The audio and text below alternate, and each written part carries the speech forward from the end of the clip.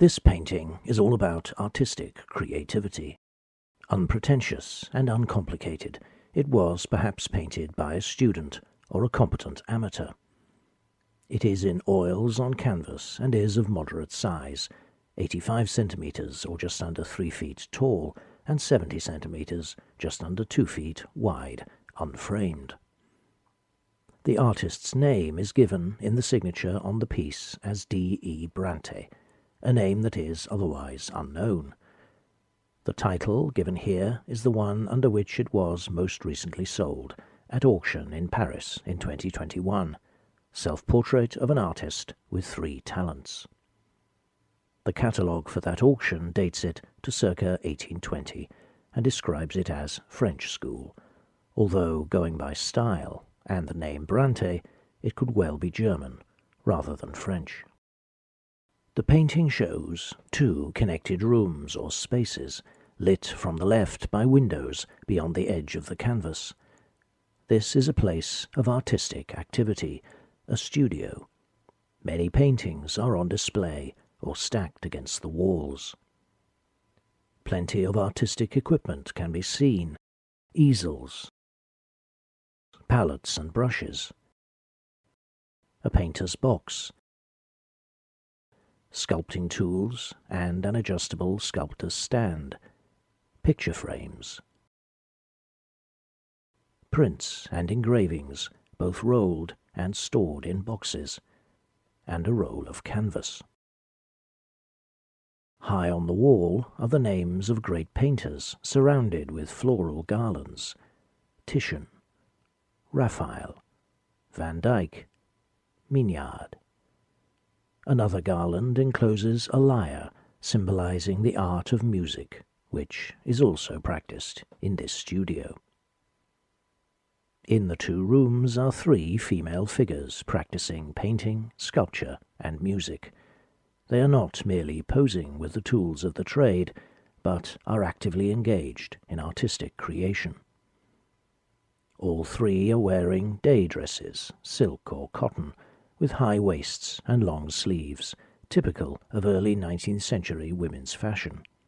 These examples come from the collection of the Metropolitan Museum in New York. Each is varied by its colour and by decorative touches such as rough collars, frills, and lace. A woman painting or sculpting would in reality have worn some form of protective apron over her clothes, but this has been omitted for aesthetic reasons and, subtly, to make the point that these artistic activities are elevated in their nature and refined in their practice and consistent with female gentility. The women's hairstyles are all the same, with fashionable ringlets on either side of the face. For that matter, their faces are the same. We may have here 3 different but very similar women, possibly sisters, or perhaps the same woman, shown 3 times. The lady in red, the painter, dominates. She occupies the foreground and is larger than the other figures, and, alone of the 3 figures, she looks directly at us. In fact, she is at the end of a chain of linked gazes, as the harpist looks at the sculptor, who looks at the painter, who looks at us. The impression is that she is inviting us into the studio, where her skills and her work, where multiple aspects of her creative self are on display. Her dress is slightly more elaborate than the others, with the double flounce at the hem, fuller sleeves, a wider and lower neckline with no chemisette showing, and more decorative treatment of the bodice, and a slightly gathered look at the back, indicating more emphasis on the back of the skirt, a newly fashionable style after about 1815.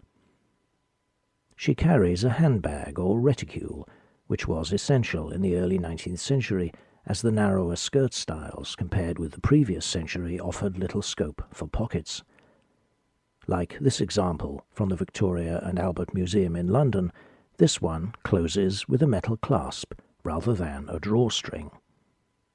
It is made of green silk with embroidery and beadwork decoration, is generously proportioned, and is suspended from a chain attached through loops on the metal clasp. A large handkerchief is spilling out of the reticule, perhaps intended to be worn around the neck and shoulders, filling in the neckline of the dress. She is, of course, painting, sat at her easel with palette and brushes in her left hand, and posed as if just applying paint to her canvas with the brush in her right hand, which she supports on a mahl stick. The painting itself is in the style of a Northern European 17th century portrait, perhaps Dutch, a young man in a red cap. It is possibly a copy, along with some at least of the other paintings which can be seen in the room. This portrait of St. Francis, for example, is a copy of a painting by the French 17th century painter Pierre Mignard, whose garlanded name is visible on the wall directly above. The activities in the second room are framed within the moulding of the opening that leads into the space and the step which divides it from the space in the foreground, as if the scene is itself another painting. It is almost a picture within a picture, one of many, of course, in this painting. In that space are the other two female figures, one in a blue dress, standing and working on a sculpture, and one in a pink dress, seated and playing the harp. Behind the figures, paintings are stacked, some framed, some unframed. These are all portraits, some, such as the figure in a high lace collar on the bottom right, and the lady in the ruff in the upper centre, are 17th century in style, while others are contemporary, the gentleman on the lower right, and the lady in the white dress directly above him. There is also a female bust next to the portraits, an easel stored away behind the sculptor, and some empty picture frames behind the harp and in the corner. A large roll of paper, probably a rolled print, lies on the floor. There is a window on the left, lighting the room. The window itself cannot be seen, but a green curtain, and of course the fall of light and shadow throughout the room, show where it is located. The sculptor stands by the window so that her work is brightly illuminated. She has a point chisel in her left hand and a mallet in her right, and is working on a male bust in stone. The subject is bearded and is perhaps a poet, as he wears a laurel wreath. The harpist is in the least favoured position in the studio, in a rather cluttered and dark corner, surrounded by picture frames and other oddments. She is sitting on a chair, of which only one leg and part of the back can be seen, and is playing in a characteristic posture for a harpist, with the harp leaning towards her and resting on her right shoulder. Her foot is on one of the pedals. This, then, is a very detailed representation of three female figures participating in three artistic activities: painting, sculpting, and playing music. But are they three different women, or the same woman shown three times, a threefold portrait or self-portrait? The current title of the work, Self-Portrait of an Artist with Three Talents, suggests that it has been accepted as a self-portrait. The artist who painted it wished to show herself taking part in not just one form of art which she had mastered, but three.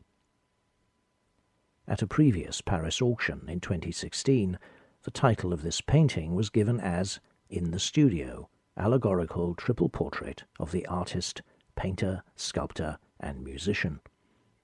Again, the use of the definite article, the artist, not an artist, positions the work as a self-portrait, an allegorical self-portrait, that is, a representation intended to be understood symbolically. The artist has created this scene to symbolize the range of her artistic talents, but whereas a contemporary male artist approaching this theme externally might have distanced his representation from everyday reality by clothing his figures in the garb of muses or other figures from mythology, this picture shows a contemporary woman in contemporary dress and surroundings. The simplest explanation for all of this is that it was painted by a woman and that the figures are a threefold self-portrait. I mentioned at the outset that the painting could be by a student or a competent amateur. At the time when this image was created, an increasing number of women were studying art in the studios of established, usually male, painters. This picture shows women students in the studio of French artist Abel de Pujol, painted by his student and later wife, Adrienne Grandpierre, around 1822. And this could easily be an exercise by such a student, celebrating and advertising her talents.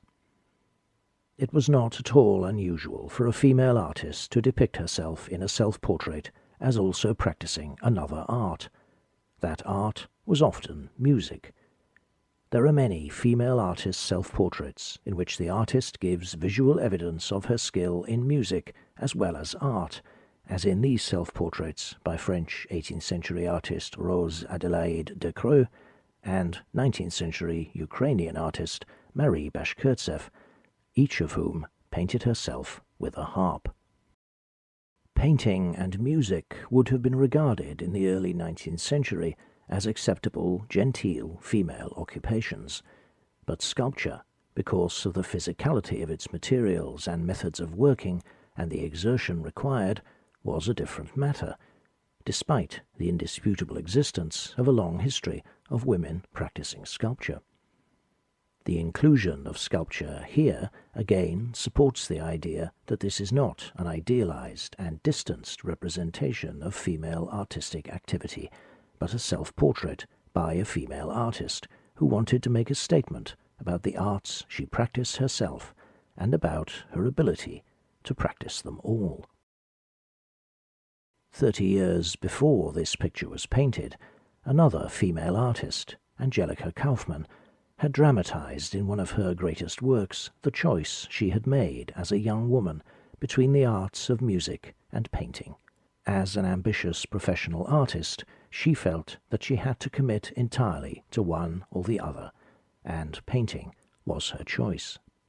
D.E. Brante, whoever she may have been, seems concerned to assert that she, as a woman artist, does not have to choose between her threefold skills, that she can pursue creativity in all three at once.